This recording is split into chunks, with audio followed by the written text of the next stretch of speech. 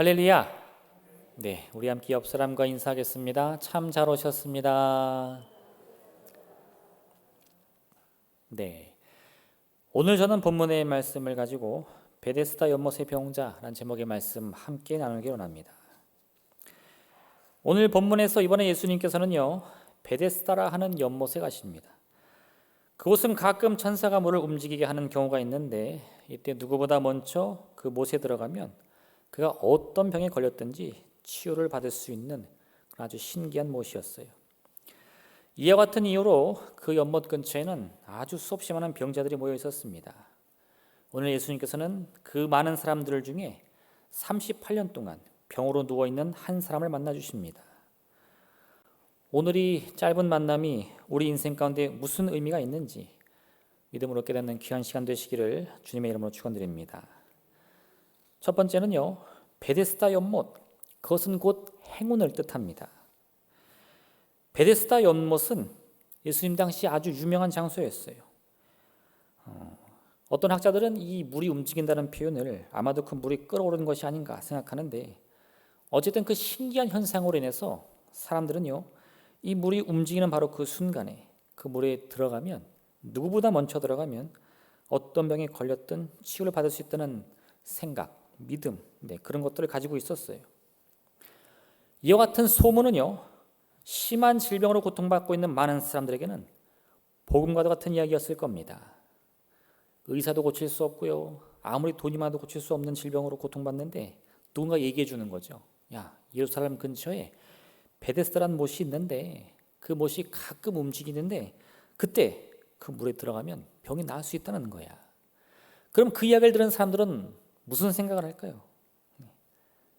에이, 그런 일이 어디 있어? 뭐 그럴 수도 있겠지만 아마 대부분은요, 아, 그렇구나, 나에게도 드디어 기회가 찾아왔구나, 내가 거기 가서 기다리고 있다가 물이 움직이기만을 기다리고 누구보다 먼저 뛰어들어가기만 하면 내 병도 나을 수 있구나, 이런 생각을 했을 겁니다.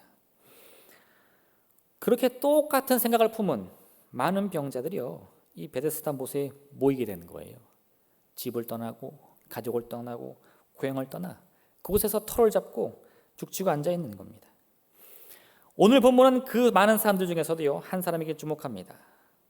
성경은 그가 38년 동안이나 병으로 고통받았다고 말씀하는데, 사실 그 38년의 인생이 어떤 걸 기준으로 시작되는지는 잘 모르겠어요.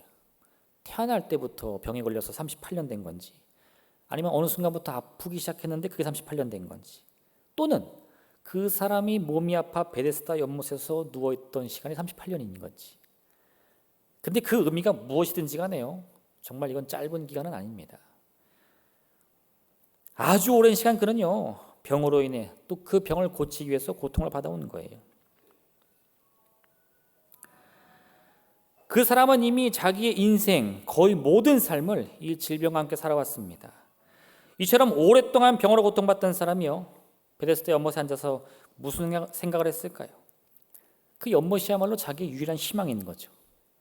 저 물이 언제 움직이나, 내가 저기 뛰어들어가야 되는데. 근데 여러분, 우리가 조금만 더 객관적으로 생각해 보면 이 베데스다 연못에 관한 이야기는요, 아주 큰 문제점을 가지고 있습니다. 그게 무엇이냐? 첫 번째 가장 큰 문제는요, 그 물이 언제 움직일지 모른다는 사실이에요. 그 물이요, 정기적으로 움직여주면 얼마나 좋겠어요. 뭐 한 달에 한 번, 반년에 한 번, 뭐 혹여나 1년에 한 번이라도 괜찮겠어. 그럼 어떤 일이 벌어지느냐? 근데 줄을 서면 되는 거예요. 올해는 이 사람, 내년에는 이 사람, 줄을 서시오. 온 순서대로 물에 들어가면요, 거기 온 사람들 다 나올 수 있어요. 경쟁할 필요도 없습니다. 조급해할 필요도 없어요.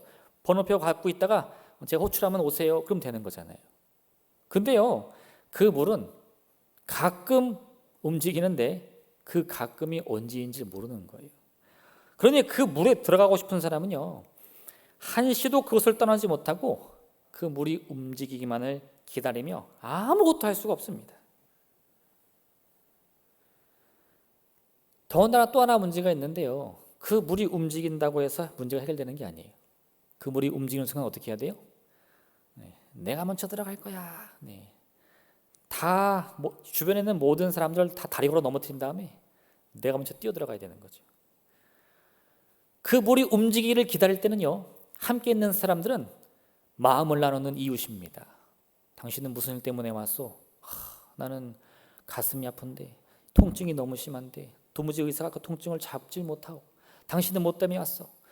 나는 태어날 때부터 다리를 절었는데 네 병이 낫질 않으니 저 물이 움직이기만을 기다리는 것이요. 그렇소? 우리 함께 저 물이 움직이길 기다립시다. 돈독하게 있다가요, 물이 움직이면 어떻게 돼요? 에라 모르겠다. 그리고 자기 뛰어가는 거예요. 그때부터 주변에 있는 모든 사람들은요, 친구도 아니고 이웃도 아니고 다 경쟁자입니다. 한번 그 물이 움직이는 모습을 상상해 보세요. 아마 그 주변은요, 말 그대로 난장판이 될 겁니다. 서로가요, 머리끄댕이를 잡고 바지가랑이를 잡고 누가 먼저 들어가려고 그러면 안 돼! 네. 다리를 걸고 머리를 때리고, 네. 그렇게 단 한 사람 들어가 가지고요, 그가 병을 치료받았어요. 그럼 사람들이 어떻게 하죠? 축하합니다. 이렇게 할까요? 너 때문에 내가 못 들어갔잖아. 당신이 뭔데 그 물에 들어가. 네. 아주 분위기가 살벌해지겠죠. 결국 이 베데스다 연못이 주는 기회, 그 행운이라는 것은요, 말이 좋아 행운이지 아름다운 모습은 절대 아니었을 거예요. 더군다나 이 연못이 주는 기회라는 것은요, 말 그대로 우연히 찾아오는 기회입니다. 언제 올지도 알 수 없어요. 누구에게 찾아올지도 알 수 없습니다. 어떤 사람이 운이 좋아가지고요, 그 연못 바로 옆에 자리를 잡고 앉아 있었어요. 근데 그곳에 앉아 있으려니까 태양도 너무 뜨겁기도 하고, 또 밥도 먹으면 뭐가 또 오죠? 이 생리현상. 거기 앉아서 모든 사람들 앞에서 볼일 볼 수는 없잖아요. 지금까지 한 번도 안 움직였는데 잠깐 볼일 볼 동안 움직이겠어? 자리를 비웠어요. 근데 저 멀리서 무슨 소리가 들려요? 와, 물이 움직인다. 그럼 어떻게 되는 거예요? 지금까지 기다린 거 다 소용없는 거예요. 땡쳤습니다. 물론 우리 인생에요, 우연이라는 기회, 또 그 행운이라는 것이 찾아오지 않는 것은 아닙니다. 때로 우리는 우리가 기대하지 못하고, 우리가 바라보지 못하고, 우리가 준비하지 못한 기회나 행운을 잡기도 해요. 그런 순간 우리의 마음은 어떤 기분입니까? 행복이 넘치겠죠. 길을 가다가 5만 원짜리 하나 떨어졌어요. 그럼 어떤 일이 생기세요? 내가 못 볼 거를 봤네. 이렇게 하시나요? 할렐루야. 네. 아이고, 이게 웬 떡이냐, 그죠? 네. 그리고 또 뭐라 그래? 주순 돈을 빨리 써야지. 할렐루야. 그러시면 안 돼요. 네. 그런 건 성경에 없어요. 네. 주셨으면 헌금하세요. 할렐루야. 네, 여하튼 그렇게 행운이 찾아오면요, 기분이 좋게 마련이죠. 근데 문제는 무엇이냐? 그와 같은 행운이 찾아왔을 때 내가 오늘 5만 원 주셨으면 내일도 그 자리에서 주실 수 있을까요? 그럴 수는 없어요. 행운이라는 것은 말 그대로 나도 모르는 때에 찾아오는 기회일 뿐입니다. 내일도요, 그 다음 날도, 그 또 다음 날도 그런 일은 있을 수 없어요. 행여나 그 다음 날 똑같은 시간에 그 자리에 갔는데 5만 원 또 떨어져 있어요. 그럼 여러분 기분이 어떠시겠어요? 그거 좋아하시면 안 돼요. 그거는 함정이에요, 함정. 10중 팔고 그 5만 원 잊어버린 사람이 5만 원 내놓고 옆에서 지켜보고 있는 거지. 누가 주워갔나. 네. 그런 행운은요, 2번 다시 안 옵니다. 그게 우리가 말하는 행운이라는 뜻이에요. 그래서 17세기 스페인을 대표하는 철학자로 이름을 날렸던 팔타사르 그라시안이라는 사람은요, 이 행운을 이렇게 묘사했는데, 행운을 안고 입장했던 사람들 중에서 오직 적당한 시기에 물러났던 사람만이 행복을 지킬 수 있었다. 이게 무슨 뜻이냐? 내가 행운을 안았어요. 너무 기분이 좋죠? 그러면 그 순간에 그 행복을 유지하려면 어떻게 해야 되느냐? 내가 그 행운을 언제 놓아줘야 할지를 깨닫는 사람만이 계속해서 행복할 수 있다 이거예요. 행운을 안았다고요? 아이고, 이게 웬 떡이냐 하고 그 다음 날도 그 행운 바라보다가는 그건 행운이 아니라 뭐예요? 그건 악운이 되는 거예요.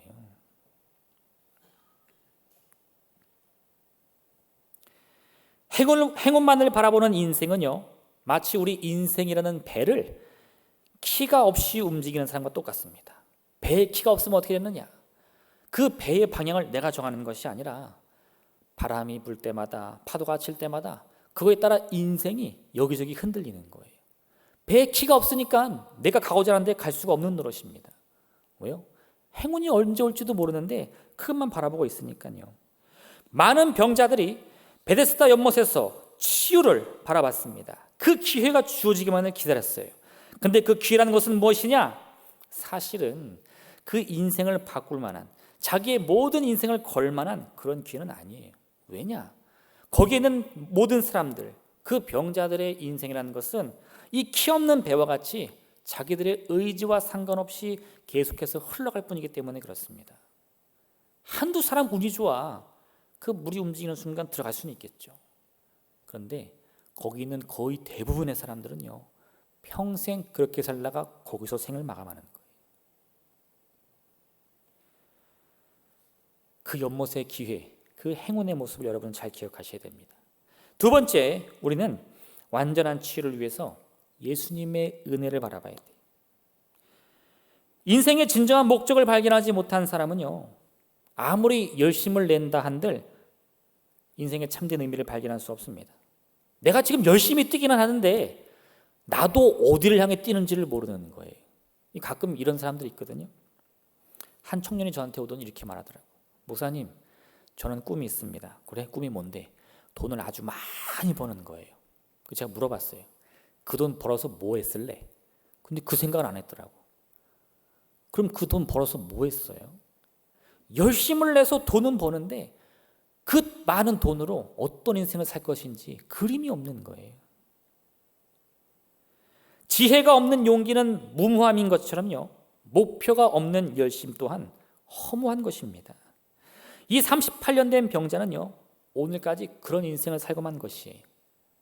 열심은 냅니다. 저는 꼭 나을 거예요. 저 물이 움직이면 꼭 들어갈 거예요. 꿈은 있습니다. 근데 사실 그 목표가 너무 불분명해요. 언제 들어갈 건데요? 그 나오면 뭐 할 건데요?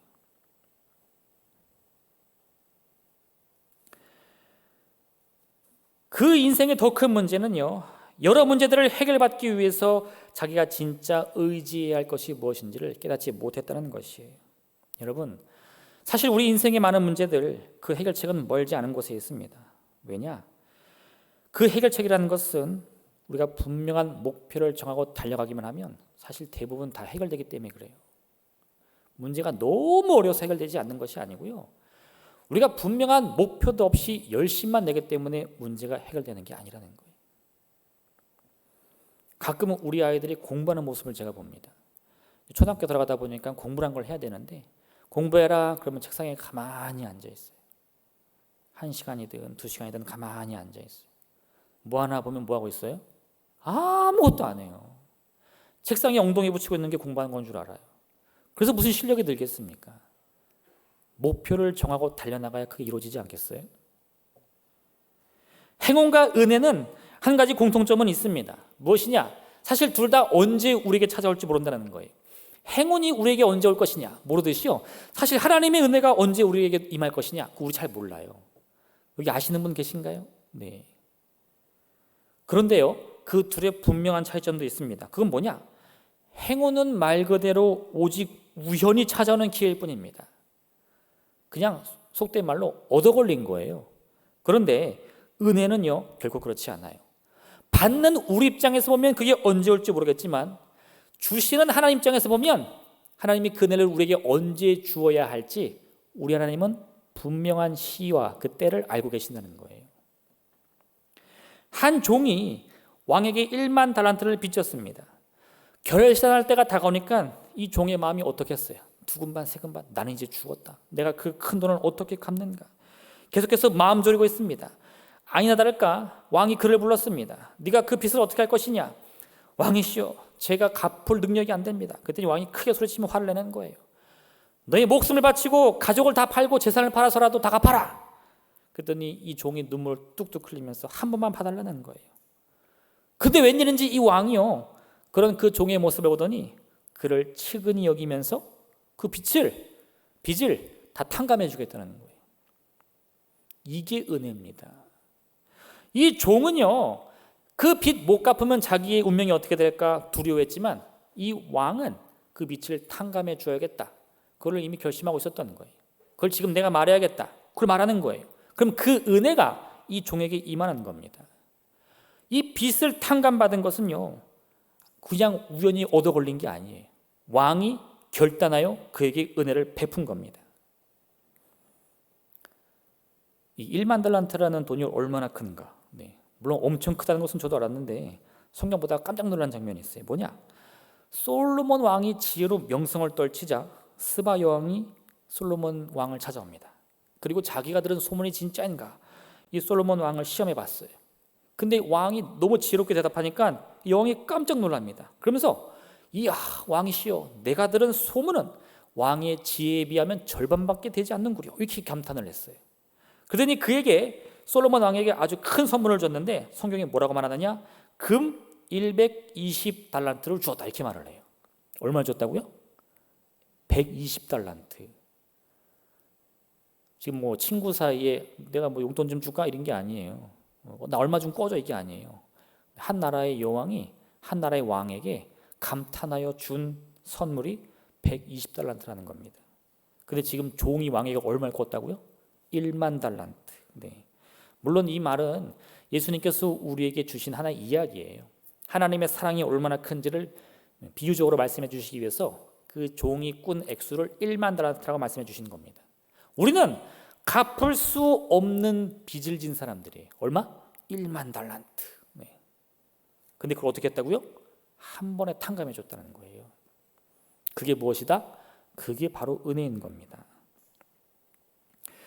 왕의 의도는 분명한 것입니다. 그는 이 종을 긍휼히 여겼고 그 긍휼함으로 인해서 그가 그 고통으로부터 벗어나길 원했어요. 또한 이 왕이 바란 것이 한 가지 더 있었는데 무엇이냐? 내가 아주 큰 빚을 진 인생을 살았는데 그 빚을 은혜로 말미암아 탕감받았다. 그 감사의 마음을 품고 살길 원했어요. 근데 이야기가 여기서 끝나지 않습니다. 1만 달란트 탕감받은 이 종이요, 그렇게 기쁜 마음으로 집으로 가는데 집으로 가는 길에 자기한테 100데나리온 빚진 친구를 만납니다. 근데 그 친구를 용서해줬어요? 안 용서해줬어요? 용서해주지 않고 멱살을 잡고 너 이제 죽었어. 그러더니 옥에 가둬버린 거예요. 그 소문을 들은 왕이요, 다시 화를 내면서 이 1만 달란트 탕감받은 사람을 부르는 거예요. 왜요? 왕이 의도한 대로 일이 이루어지지 않으니까. 만약 이 탕감이 그냥 행운이었다면 이야기는 벌써 끝날 겁니다. 야, 내가 땡 잡았구나. 1만 달란트 탕감받다니. 그리고 이게 끝나야 되는데 거기서 안 끝나는 거예요. 왜요? 은혜를 베푼 분의 의도가 있기 때문이라는 거예요. 그 의도를 기억해야 된다는 거예요. 행운은 어떤 뜻이나 의도 없이 갑자기 우리에게 찾아오지만 은혜는 그렇지 않습니다. 은혜는 은혜 주시는 분의 분명한 계획이 있어요. 그래서 우리가 은혜를 받을 때는요, 하나님의 그 참뜻이 무엇인가를 반드시 기억할 수 있어야 된다는 거예요. 예수님께서는 그냥 길을 가다가요, 저기 오랜 병자가 있네, 우연히 그를 만나신 게 아닙니다. 그를 만나기 위해 그 우물에 가신 거예요. 그리고 그를 만나시고는요, 그에게 말을 거시고 그를 치료해 주신 거예요. 이게 바로 하나님이 그를 위해 계획하신 은혜였다는 겁니다. 성경은 하나님의 뜻에 대해 이와 같이 말씀합니다. 여호와의 말씀이니라. 너희를 향한 나의 생각을 내가 아나니 평안이요 재앙이 아니니라. 너희에게 미래와 희망을 주는 것이니라. 하나님이 우리에게 은혜 주시는 이유가 무엇입니까? 재앙을 주시기 위해서가 아니라 평안을 주시기 위해서라는 거예요. 미래를 주시기 위해서라는 거예요. 희망을 주기 위해서라는 거죠. 여러분이 왜 은혜를 받아야 됩니까? 제가 뭘 잘한 게 있을까요? 이거 고민하지 말라는 거예요. 그럼 뭐예요? 하나님이 나에게 평안 주시는구나. 하나님이 나에게 미래 주시는구나. 하나님이 나에게 소망 주시는구나. 그 하나님의 뜻을 기억하라는 거예요. 바울은요, 하나님의 은혜를 향한 근심은 후회할 것이 없는 구원에 이르는 길이라고 말을 하고, 세상 근심, 내게 언제 행운이 찾아오나 그거 바라보는 사람은 그 근심으로 인해 망한다고 말을 합니다. 하나님의 은혜는 결코 우연히 우리에게 임하지 않습니다. 우리의 편에서나 볼 때 그것이 정말 행운과 별반 다를 것이 없이 그게 언제 우리에게 임합니까? 하나님의 은혜 언제 기다리고 있어요? 이렇게 느껴지지만 결국 그렇지 않다는 거예요. 하나님은요, 우리를 향한 분명한 뜻과 계획을 가지시고 우리를 위해 가장 필요한 은혜를 예비하시는 분이신 거라는 거예요. 한쪽은 평생을 다 바쳐 기다려도 올지 안 올지 알 수 없어요. 다른 한쪽은요, 인내하고 기다리다 보면 반드시 우리에게 주어집니다. 그럼 여러분은 무엇을 위해 여러분의 인생을 바치시겠습니까? 우리의 인생을 걸 건 행운이 아니에요. 오직 하나님의 은혜뿐입니다.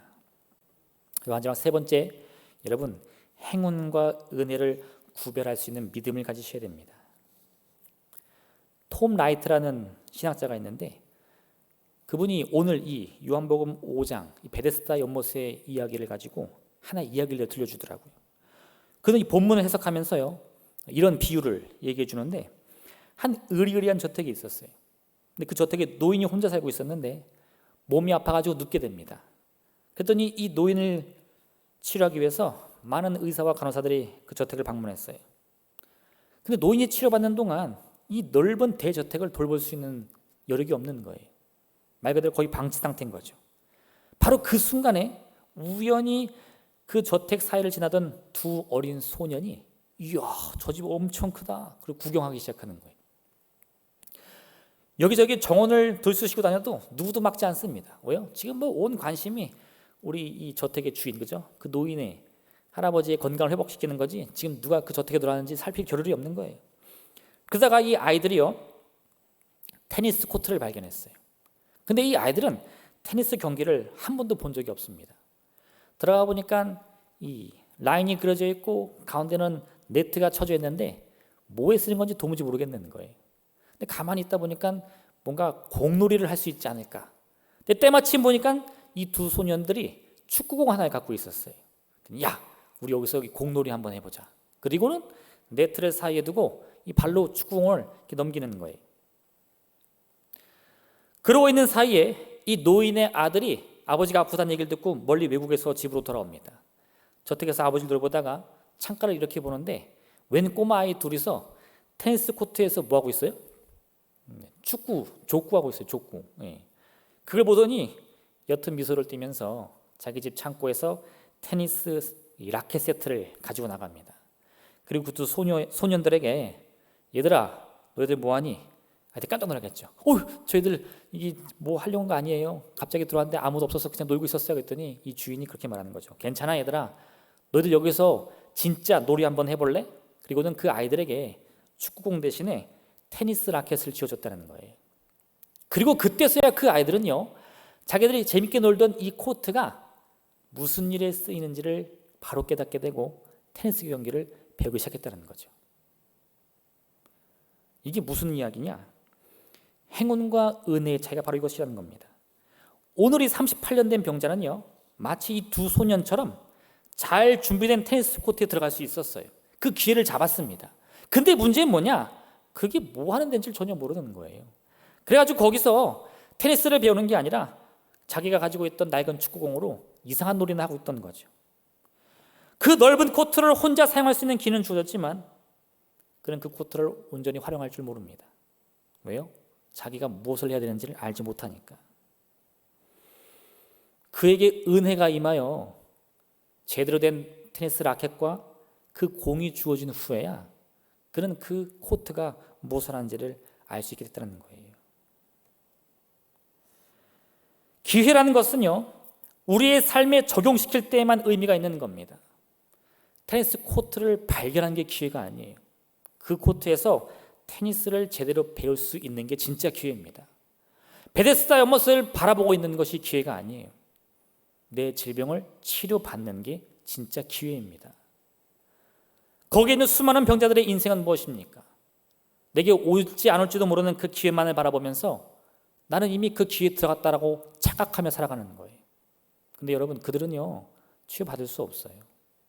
왜요?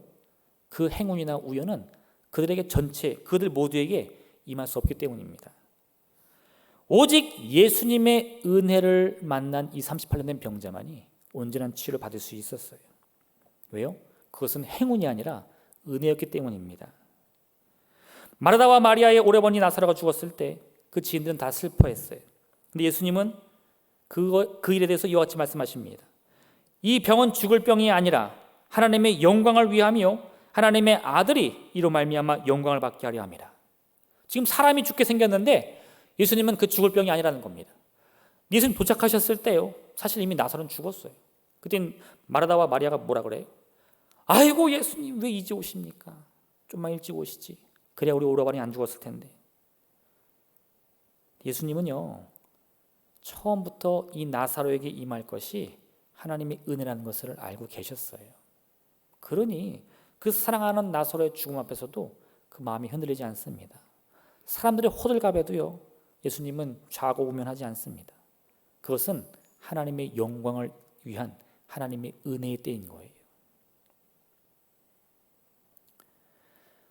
죽은 나사로가 다시 살아나기 위해서 그를 사랑했던 사람들은요, 38년이나 기다릴 필요 없습니다. 언제 저 돌문이 저절로 굴러서 죽은 나사로가 살아나나? 그 기다릴 필요도 없어요. 예수님께서 그를 향해 나사로야 나오라 말씀만 하시면요, 그 죽은 나사로는 반드시 다시 살아나게 되어 있습니다. 오늘 우리가 바라봐야 될 것은요, 베데스다의 행운이 아닙니다. 우리를 찾아오시는 예수님의 은혜인 것이에요.